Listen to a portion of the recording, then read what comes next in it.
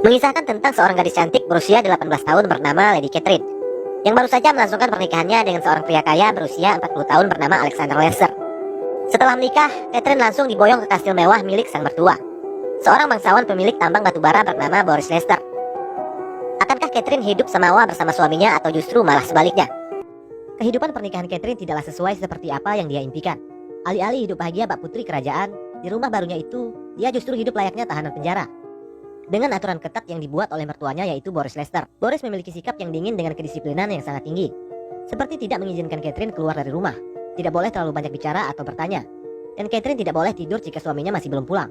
Sementara Alexander justru selalu pulang larut malam dengan kondisi mabuk berat. Sehari-hari Anna hanya berinteraksi dengan pembantu rumah itu, seorang wanita kulit hitam bernama Anna. Belakangan baru kita tahu bahwa Alexander tidak pernah mencintai Catherine. Dia menikahi Catherine karena dipaksa oleh ayahnya, agar Alexander segera bisa memiliki keturunan. Tapi bagaimana bisa memiliki keturunan? Pada malam pertama saja, Catherine sama sekali tidak disentuh oleh Alexander. Entah punya kelainan atau apa, Alexander hanya menyuruh Catherine menanggalkan semua pakaiannya. Setelah itu, Catherine disuruh menghadap ke dinding. Sementara dia memainkan burungnya dengan cara manual, yaitu dengan tangannya sendiri. Setelah selesai, dia langsung tidur. Begitu juga dengan malam-malam berikutnya. Catherine hanya disuruh menghadap ke dinding tanpa busana, sementara dia hanya bermain secara solo.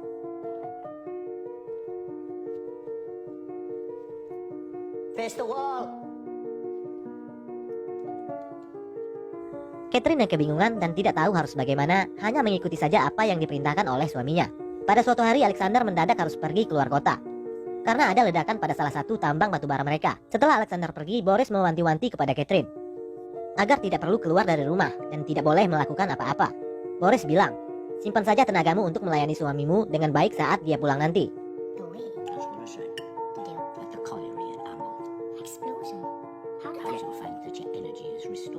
Setelah suami dan mertuanya pergi, Catherine yang merasa kebosanan karena tidak ada teman yang bisa diajak bicara dan tidak punya kegiatan apapun selain hanya pergi ke gereja pada setiap hari Minggu. Diam-diam dia keluar dari rumah, berkeliling di perkebunan kapas yang sangat luas.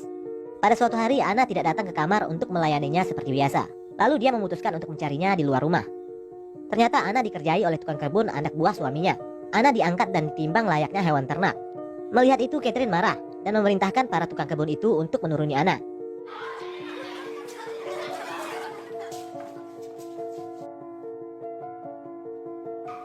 Setelah Anna pergi, Catherine bertanya kepada salah satu tukang kebun itu, berapa kira-kira berat badannya. Si tukang kebun itu lalu mengangkatnya secara paksa untuk ditimbang. Catherine sangat terkejut dengan ketidaksopanan pria itu. Dia merasa tidak dihormati sebagai istri dari bosnya. Catherine terlihat kesal dan menyuruh para tukang kebun itu untuk kembali bekerja.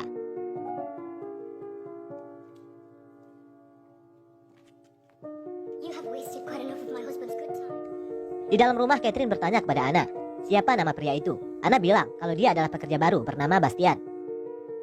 Catherine tampaknya sudah mulai penasaran dengan Bastian, pria yang 100% berbeda dengan sikap suaminya yang dingin. Keesokan harinya dia pergi lagi ke kebun kapas. Di sana dia berpapasan dengan Bastian. Bastian mencoba untuk menggodanya dengan mengajaknya bicara, namun Catherine tak menghiraukannya. Meskipun niatnya datang ke kebun itu hanya untuk melihat Bastian. Pada malam harinya setelah selesai mandi, seseorang mengetuk pintu kamarnya. Ternyata itu adalah Bastian. Catherine sudah mencoba melarangnya untuk masuk, tapi Bastian tidak peduli dan tetap saja memaksa untuk bisa masuk. Bastian bilang, apakah kamu tidak merasa kesepian? Lalu secara tiba-tiba, Bastian mencium Catherine. Catherine awalnya menolak, mungkin karena sudah lama merasa kesepian. Akhirnya dia pun luluh dengan rayuan Bastian. Malam itu mereka berdua pun bercocok tanam untuk pertama kalinya.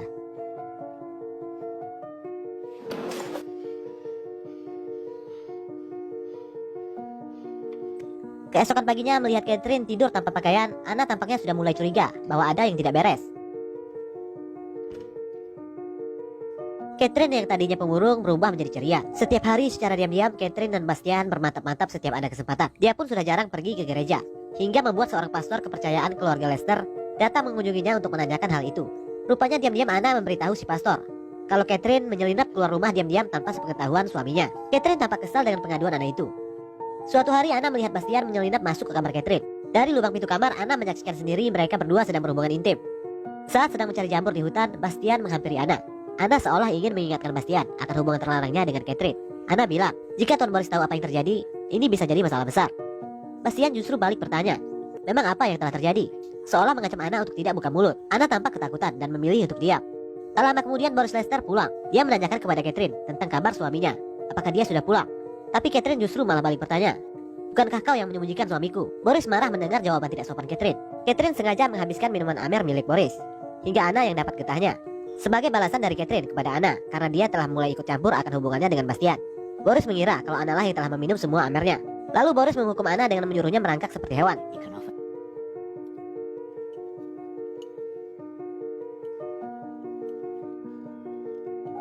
Singkat cerita, Anna memberitahu Boris akan hubungan terlarang Catherine dengan Bastian. Boris yang marah besar mencambuk Bastian berkali-kali dan mengurungnya di kandang kuda.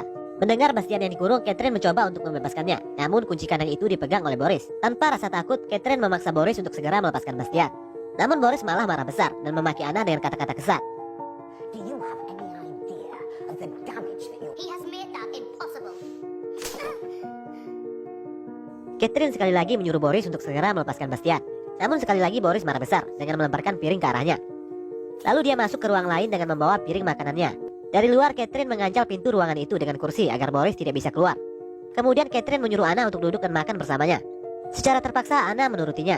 Dari dalam ruangan terdengar Boris sedang meraung minta tolong karena kesakitan. Rupanya minuman Boris telah diracuni oleh Catherine dengan bahan jamur yang dicari oleh Anna. Anna mencoba membuka pintu itu untuk menolongnya, tapi Catherine melarang. Setelah Boris tewas, Catherine lalu menyuruh Anna untuk memanggil dokter. Sementara itu dia mengambil kunci dari Boris untuk melepaskan Bastian. Setelah jasad Boris diperiksa, dokter bilang kalau Boris tewas karena penyakit lambung yang dideritanya. Anna yang menyaksikan kejadian itu tiba-tiba menjadi bisu karena syok. Mulai hari itu dia tidak bisa lagi berbicara sepatah kata pun. Catherine mendapat surat dari Alexander bahwa dia tidak bisa pulang ke pemakaman ayahnya. Dia meminta Catherine yang mengurus semuanya. Mulai hari itu Catherine membawa Bastian masuk ke rumah. Status Bastian berubah dari seorang tukang kebun menjadi tuan rumah. Singkat cerita, pada malam harinya saat sedang tidur, Catherine menyadari kalau suaminya sudah pulang. Dia pun buru-buru membangunkan Bastian dan menyuruhnya bersembunyi. Bastian ketakutan bukan kepalang, sementara Catherine malah mentertawainya. Tidak ada kekhawatiran sama sekali di wajahnya dengan kepulangan suaminya itu. Saat di kamar, Alexander heran melihat tempat tidur dengan 2 bantal. Dia juga menemukan sebuah sabuk ikat pinggang pria. Catherine berdalih dan bilang, "Sabuk itu aku temukan di ladang, sementara bantal ini aku sediakan jika saja kamu pulang secara mendadak." Lalu Catherine menyiapkan teh untuknya. Saat sedang minum, Alexander bilang kepada Catherine kalau dia sudah tahu tentang hubungan terlarangnya dengan pria lain. Alexander menghina Catherine dengan kata-kata cacian yang membuatnya sangat marah. You seem surprised, and you've acted so very shamelessly and so very Lalu dia membawa masuk Bastian dan mencoba untuk bermantap-mantap di depan Alexander. Alexander yang melihat itu menjadi naik pitam dan langsung menyerang Catherine dan Bastian.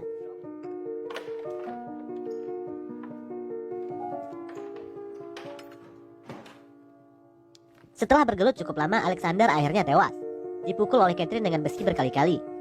Bastian yang syok melihat itu ditenangkan oleh Catherine. Lalu jasad Alexander dikubur di hutan bersama dengan kudanya yang juga tewas ditembak oleh Catherine. Esok harinya mereka berperilaku seolah-olah tidak terjadi apa-apa.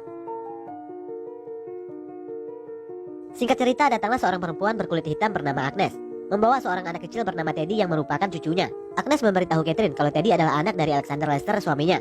Teddy adalah anak dari hubungan terlarangnya bersama anak Agnes yang telah meninggal. Agnes memegang surat dokumen yang sah yang dibuat oleh Alexander sendiri, yang menyatakan kalau Teddy adalah ahli waris yang sah. Teddy tampaknya mulai menyukai Catherine. Dia bilang kalau Catherine adalah gadis tercantik yang pernah dia temui. What is it? He says you're the prettiest lady he has ever seen. Secara terpaksa, Catherine menerima Agnes untuk tinggal bersamanya, untuk menjaga Teddy sampai dia berusia 18 tahun. No, you'll be used to smaller spaces from your days in your tiny house. Catherine dan Bastian sudah mulai gelisah, karena selama Teddy dan Agnes tinggal di rumah itu, mereka tidak lagi punya ruang untuk bermantap-mantap. Sementara itu, Catherine menyadari kalau dia tengah mengandung anak dari Bastian. Teddy sudah mulai dekat dengan Catherine. Catherine bahkan sering mengajaknya jalan-jalan di ladang. Pada suatu malam, Catherine datang menemui Bastian. Namun Bastian menyuruhnya untuk pergi. Kita tidak akan pernah bisa bersama lagi selama Teddy masih ada di rumah. Keesokan harinya, Teddy mengajak Catherine untuk bermain. Namun Catherine yang tengah tidak enak badan terpaksa menolaknya. Karena Teddy yang terus memaksa, Catherine jadi emosi dan secara tidak sengaja mendorongnya. Akibat dari itu, Teddy menangis kecewa. Lalu dia pun kabur dari rumah. Semua orang mencarinya kemana-mana, termasuk Bastian. Lalu scene memperlihatkan di mana Bastian menemukan Teddy yang sedang duduk di bebatuan air terjun.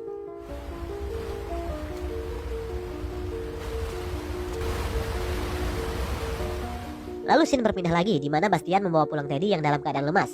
Agnes yang melihat orang asing masuk ke rumah dan memegang cucunya, marah-marah kepada Bastian lalu mengusirnya keluar. Melihat itu, Catherine tampaknya tidak suka melihat kekasihnya dibentak-bentak oleh Agnes. Dia pun pergi menyusul Bastian.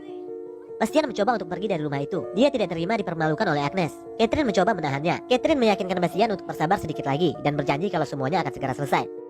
Lalu Catherine kembali ke rumah dan menyuruh agar Agnes beristirahat, biar dia yang gantian menjaga Teddy. You need some rest and he'll need you when he wakes up. lalu menyuruh Bastian untuk masuk. Kemudian Catherine membekap kepala Teddy dengan bantal. Sementara itu Bastian membantu memegang kakinya, dan Teddy pun tewas karena kehabisan napas. Bastian merasa ketakutan dengan apa yang baru saja mereka lakukan. Namun sekali lagi Catherine menenangkannya dan menyuruhnya untuk keluar. Di hutan Bastian menangis karena menyesal telah menewaskan Teddy.